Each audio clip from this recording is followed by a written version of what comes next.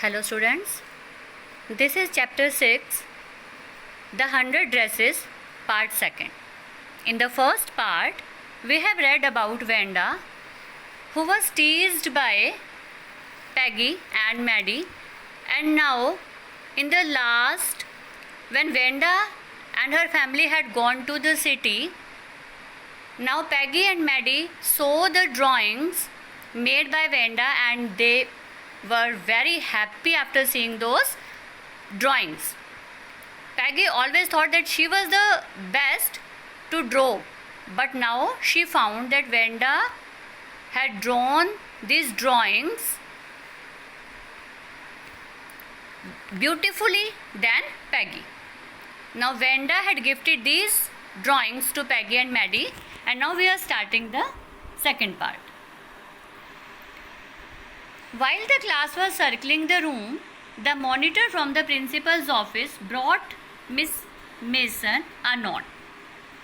So now when they were just watching these drawings, at that time the monitor from the principal's office, he came there and he brought Miss Mason, the teacher, a note. Miss Mason read it several times and studied it thoughtfully for a while. It means she was just thinking and she was serious about that note. Something serious was written in that note. Then she clapped her hands. Why did she clap? To just seek attention of all the students. Clapping करके बुलाते हैं कि सभी silent हो जाओ and just listen to me. So Miss Mason also clapped her hands. Attention class, everyone back to their seat. Now sit down on your seats, all of you. When the shuffling of feet had stopped and the room was still and quiet, Miss Mason said, I have a letter from Vanda's father that I want to read to you. So this letter, this note, it had been sent by Vanda's father. So now Miss Mason wanted to read that letter to all of the students. Miss Mason stood there a moment and the silence in the room grew tense and expectant. Now when Miss Mason was silent, so her silence was as such, everyone was in tension now. After seeing Miss Mason's silence, they were watching that Miss Mason was silent and serious, and that had made all the students tense and expectant also. They were expecting something unusual from the teacher. The teacher adjusted her glasses slowly and deliberately. तो teacher ने अपनी glasses जो थे, specs जो थे, ठीक किए and deliberately, जानबूझ के, जैसे it mean something serious was coming on now. Her manner indicated that what was coming, this letter from Wanda's father was a matter of great importance. It means her gesture, her movements were showing that this letter was of great importance. Everybody listened closely as Miss Mason read the brief note. So when she was reading the letter, and everyone was very much attentive. Dear teacher, my Vanda will not come to your school anymore. Jake also. Now we move away to a big city. No more Holler Polak. So this was written by Vanda's father, and he was saying that my daughter will not come to school anymore, and Jake will also not come. Now who is Jake here? Jake is the brother of Vanda. So Jake will not also come here. Now we move away to big city because they had gone to the big city. No more Holler Polak. अब कोई भी fun नहीं बनाएगा उसका. No one will make fun of Vanda. No more ask why funny name. कोई भी उसको funny name के बारे में उसका नहीं पूछेगा. Why you have got a funny name? Plenty of funny names in the big city. So Vanda's father is saying that there are a lot of students, there are a lot of children there in the city, those who have got funny names. So we are also usual there, common there. Yours truly, Jane Petronsky. So Jane Petronsky is the father of Vanda. So after reading this letter, when Miss Mason read this letter, everyone was silent now. A deep silence met the reading of this letter. Everyone was silent. Miss Mason took off her glasses. Miss Mason ने अपने glasses उतारे. Blew on them. साफ करने के लिए उनको blew किया उसके ऊपर, and wiped them on her soft white handkerchief. अपने handkerchief से उसको साफ किया. Then she put them on again. फिर से डाला उनको and looked at the class. When she spoke, her voice was very low. और जब उन्होंने बोलना स्टार्ट किया उनकी वॉइस बहुत लो थी. सो दीज इंडिकेशंस और दीज जेस्चर्स होते हैं body movements. So these movements जो थे they were telling that it was a matter of great importance. See it was a serious matter. I am sure that none of the boys and girls in room 13 would purposely and deliberately hurt anyone's feelings because his or her name happened to be a long, unfamiliar one. So now the teacher is saying that she was sure that my class had not made fun of Venda purposely or deliberately. It means जानबूझकर मेरी class के students ने room 13 means the class belong to Miss Mason कि मेरी class के students ने जानबूझकर किसी की फीलिंग्स को हर्ट नहीं किया होगा, वेंडा की फीलिंग्स को हर्ट नहीं किया होगा, only because she has got a unfamiliar name. सिर्फ इसीलिए कि उसको अनफेमिलियर नेम है उसका. I prefer to think that what was said in thoughtlessness. So she is saying that may be this Wanda's father had return this letter without thinking. उन्होंने बिना सोचे समझे यह लेटर लिख दिया है. सो ऐसा केस नहीं होगा. It was not the case. So miss mason was hopeful that her students had not done any kind of mischief with Wanda. I know that all of you feel the way I do, that this is very unfortunate thing to have happened, unfortunate and sad both, and I want you all to think about it. Now she is saying that but जो कुछ भी हुआ that was an unfortunate thing. Miss Vanda had gone to the city and this is not good. Now we all should think about it. The first period was a study period. Maddie tried to prepare her lessons but she could not put her mind on her work. Now they wanted to study but Maddie could not study. She was only thinking about Vanda. She had a very sick feeling in the bottom of her stomach. Bottom of a stomach means कि काफ़ी जब बहुत ज़्यादा problems लगती हैं, mind में tensions होती हैं, तो उस टाइम बीमार फील लगता है. 2. She had not enjoyed listening to Peggy ask Wanda how many dresses she had in her closet. Now she is thinking in her mind that she had never enjoyed when Peggy was asking Wanda how many dresses she had got. But at the same time she had said nothing also. कि ठीक है उसने enjoy तो नहीं किया. पैगी जब भी पूछती थी वेंडा से कि कितनी ड्रेसेज हैं, बट साथ ही साथ मैडी ने कुछ कहा भी तो नहीं कभी. She always remain silent. She had stood by silently and that was just as bad as what Peggy had done. So it means both this girls had done wrong thing, wrong act to Maddie Wanda. Worse, even worse, she was a coward. No she is saying herself a coward कि वो तो कायर है खुद. At least Peggy hadn't considered they were being mean. But she, Maddie, had thought they were doing wrong. So, what was the difference between these two, Peggy and Maddie? It means Peggy didn't think that they were doing the wrong thing. She was doing it without any deliberation. She was doing it unthinking. But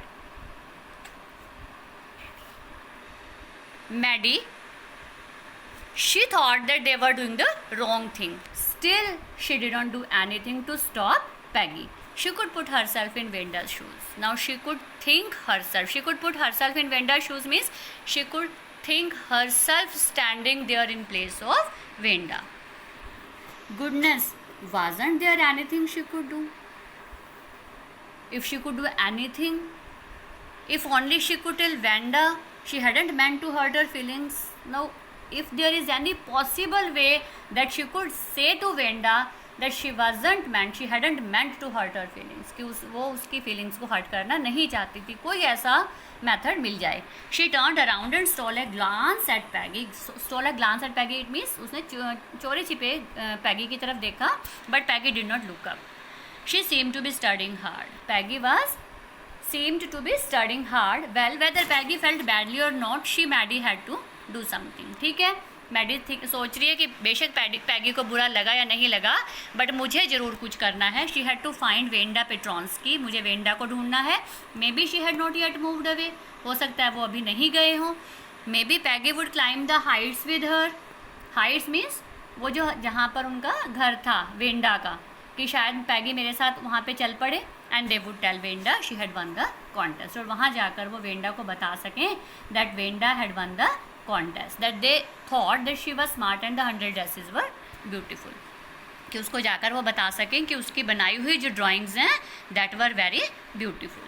When school was dismissed in the afternoon, when school was off in the afternoon, Peggy said with pretended casualness, pretended means एक show off, दिखावा सा, hey, let's go and see if that kid has left town or not.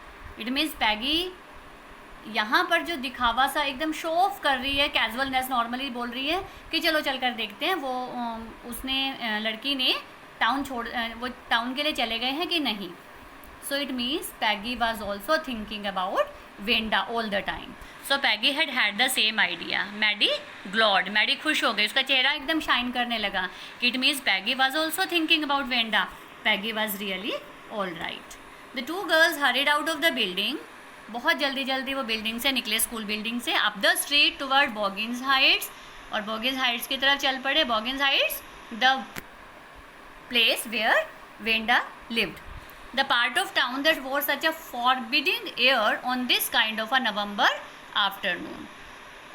It means ये वो part है town का जहाँ पर अजीब सी सैडनेस सी रहती है, जहाँ पे एयर आती ही नहीं. फॉरबिडिंग मीन्स जहाँ पे आती ही नहीं है air. On this kind of a November afternoon, November के आफ्टरनून है. ड्रिजली, डैम्प एंड डिस्मल, पानी बरस रहा है, डैम्प है, नमी रहती है वहाँ पर, एंड डिस्मल, एक सैडनेस सी रहती है. Dismal means sadness. Well at least said Peggy gruffly. Gruffly means harshly.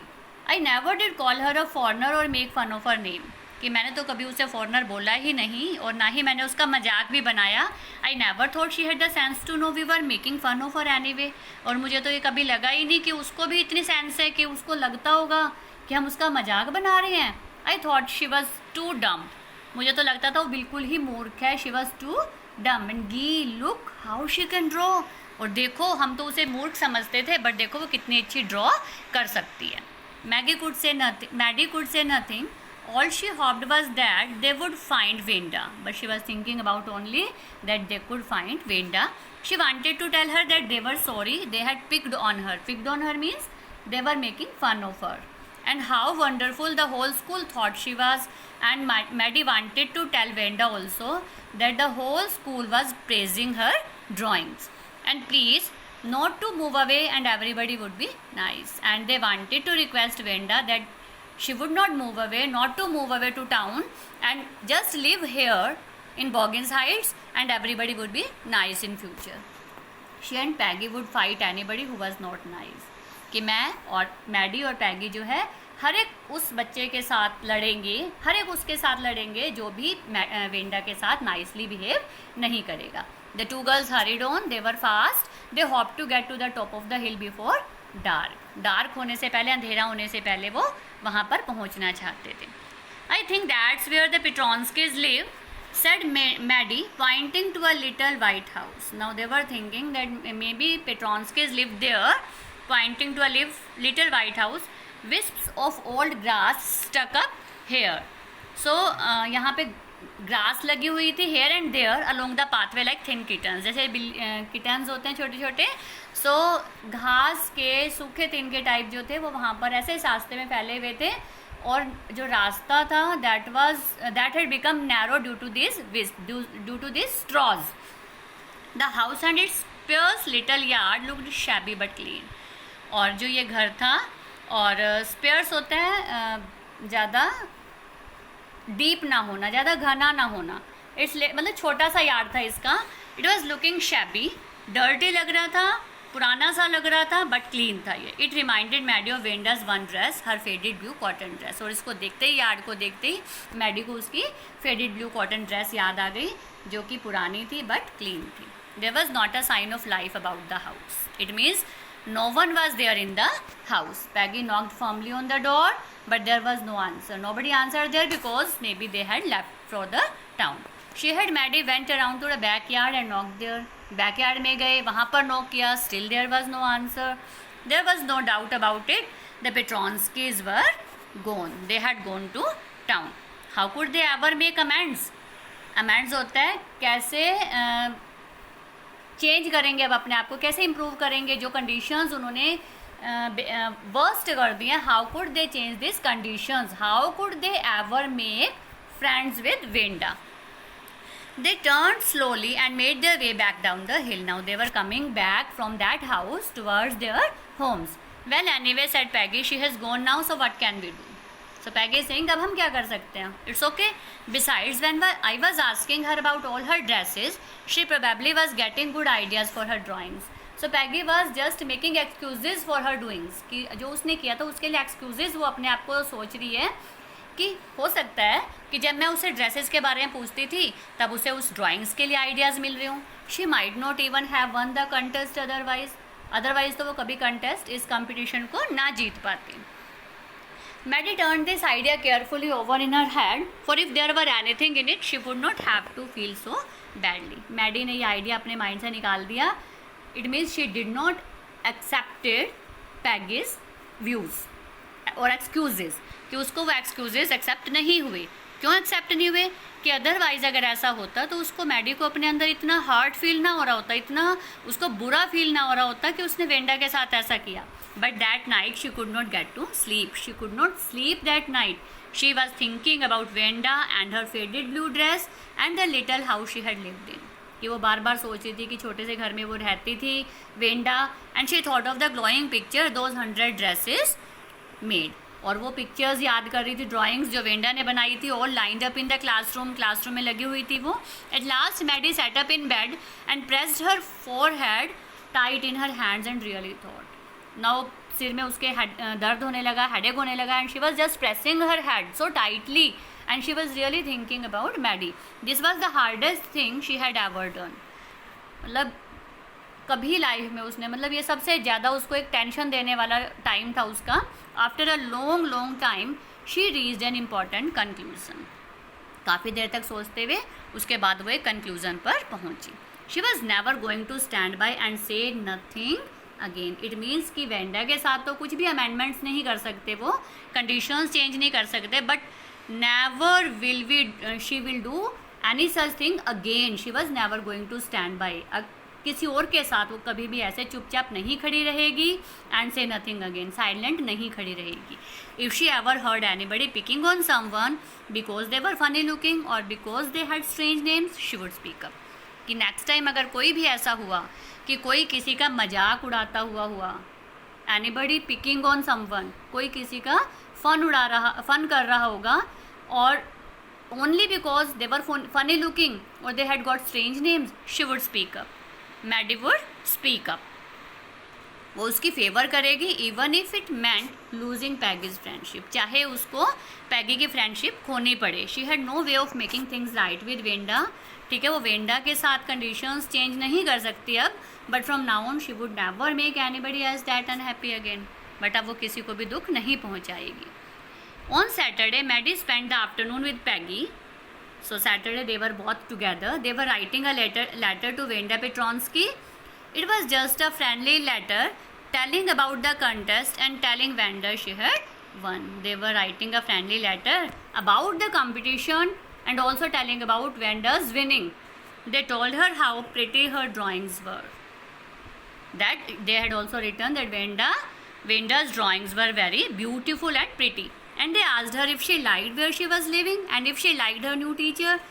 Now it was an informal letter written to a friend. कि ऐसा लगता है जैसे किसी जो फ्रेंड है उसको ही लिखा जा रहा है और उनसे पूछा जा रहा है तुम्हें जहाँ पे तुम रहती हो वहाँ पसंद आया, तुम्हारी टीचर कैसी हैं. They had meant to say they were sorry.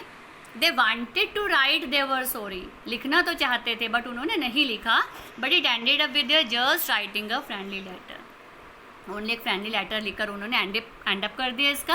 The kind they would have return to any good friend, जो किसी और गुड फ्रेंड को लिखा जा सकता था. Like that they had written only and they signed it with lots of x's for love. It means lots of love last में उन्होंने लिखा. It means they were writing as if they loved Wanda from the very starting. They mail the letter to Boggins heights. उन्होंने mail किया Boggins heights पे.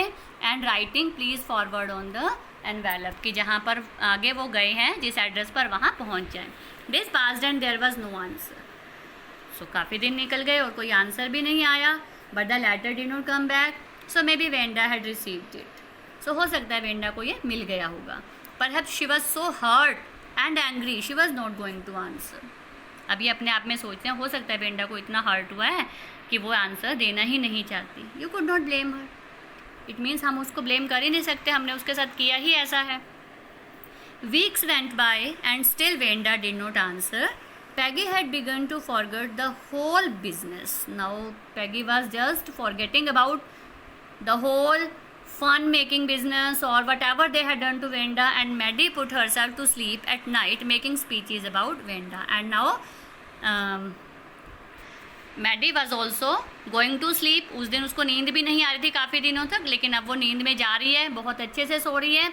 और सोते सोते ही वो देखती है कि वो वेंडा के साथ बात कर रही है, making speeches about Wanda. Wanda के साथ बात कर रही है, defending her from great crowds of girls who were trying to tease her with. और उसको वेंडा को बचा रही है दूसरों से जो उससे पूछ रहे हैं how many dresses have you got. It means Maddie was just making amendments in her dreams कि वेंडा के साथ वो सारी कंडीशंस ठीक कर रही है अपनी ड्रीम्स में. And before Wanda could press her lips together in a tight line. और इससे पहले कि वेंडा फिर से अपने मुंह को बिल्कुल टाइट बंद कर दी, the way she did before answering, जैसे पहले करती थी, Maddie would cry out stop. Then everybody would feel ashamed the way she use to feel. और सभी को बहुत शर्म आती है कि वो लोग क्या कर रहे हैं. It means all these things were going on in Maddie's dreams. Now it was Christmas time and there was snow on the ground. Christmas time आ चुका है, स्नो आ चुके हैं. Christmas bells and a small tree decorated the classroom. The classroom was decorated with Christmas bells and tree. On the last day of school before the holidays, after the Christmas there were holidays and this was the last day. The teacher showed the class a letter she had received that morning. So एक और letter दिखाया teacher ने, miss mason ने. You remember Venda Petronsky, the gifted little artist who won the drawing contest. Gifted little artist means that girl who had designed beautiful dresses or drawings.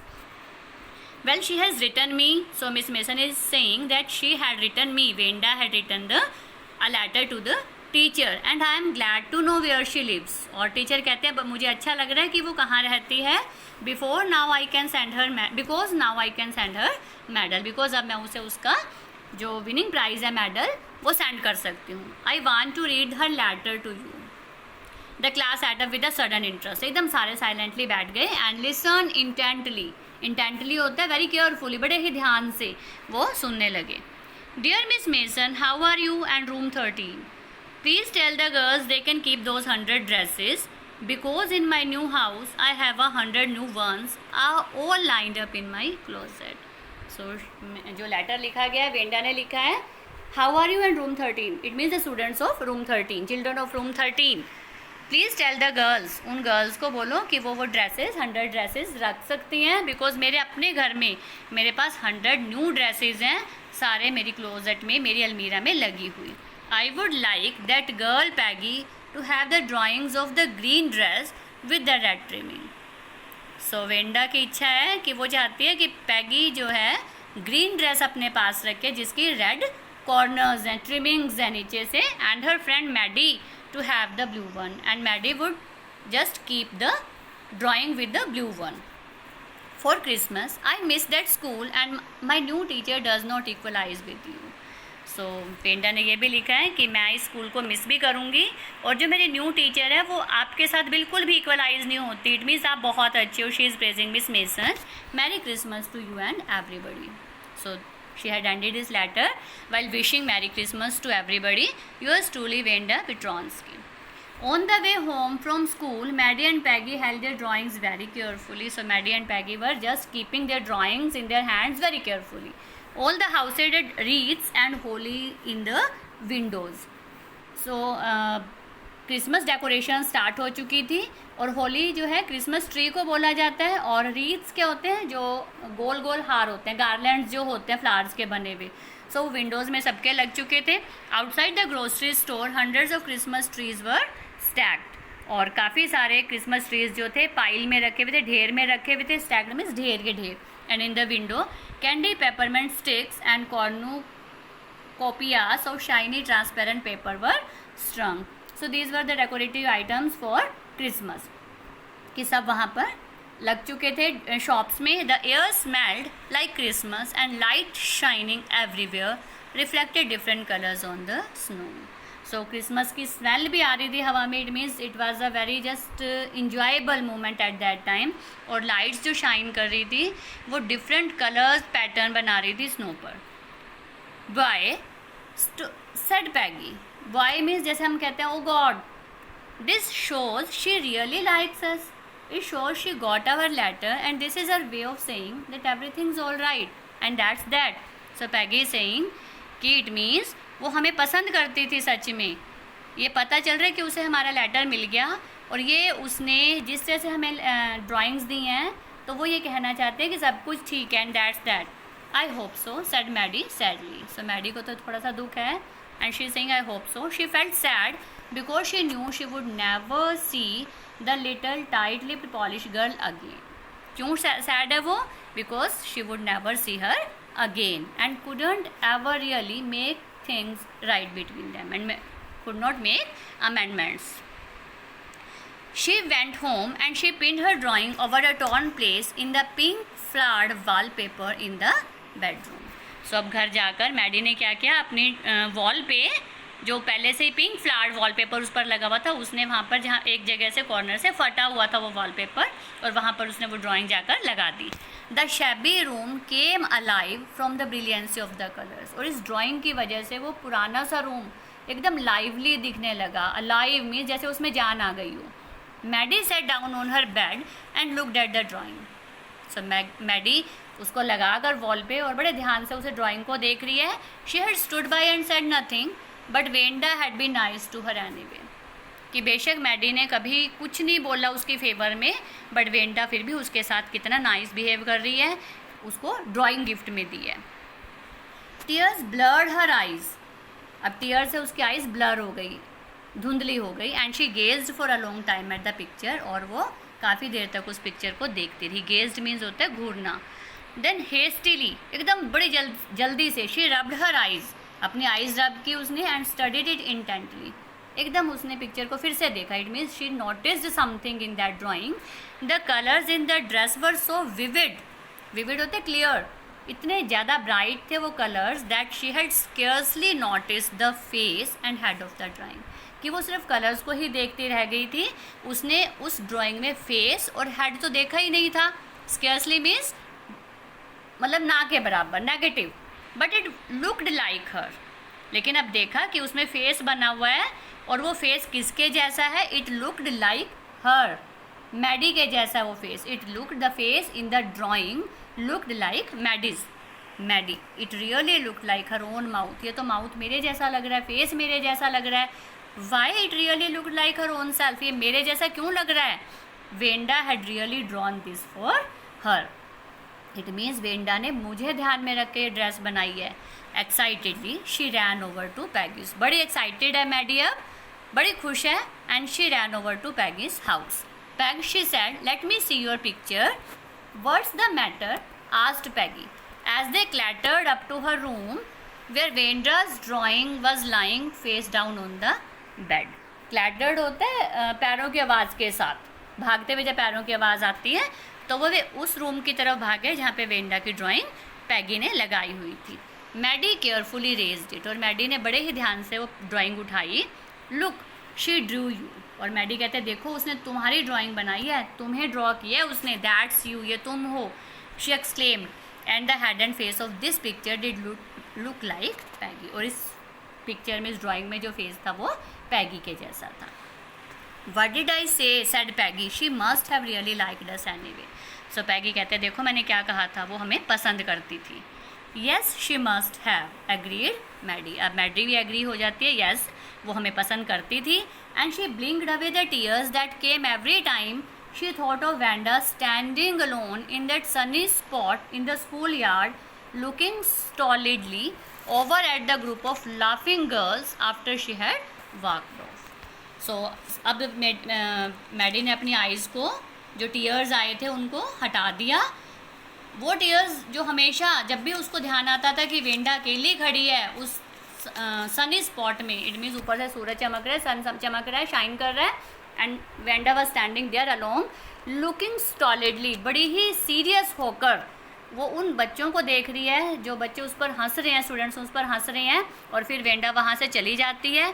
After she had said sure 100 of them all lined up. Last line बोल के, हाँ मेरे पास 100 dresses हैं, सभी की सभी line में लगी हुई हैं. सो मैडी वॉज थिंकिंग दैट कि एवरी टाइम कि वो जितना भी उसके बारे में सोचती थी और वो रोती थी कि मैडी ने उसके साथ गलत किया है, मैडी एंड पैगी ने उसके साथ गलत किया है. But now at last after seeing these drawings and the faces Venda had drawn, now they understood that Venda really liked both these girls. So this is now the chapter is complete, and this is all about the emotions of a girl who was treated rudely or badly in a foreign land, to that land where she did not belong. But now at last all the things had changed, all the conditions had changed, and now these foreign people had accepted that Polish girl. And now the emotions that had shown clearly that they had become friends. Hope you have understood this chapter.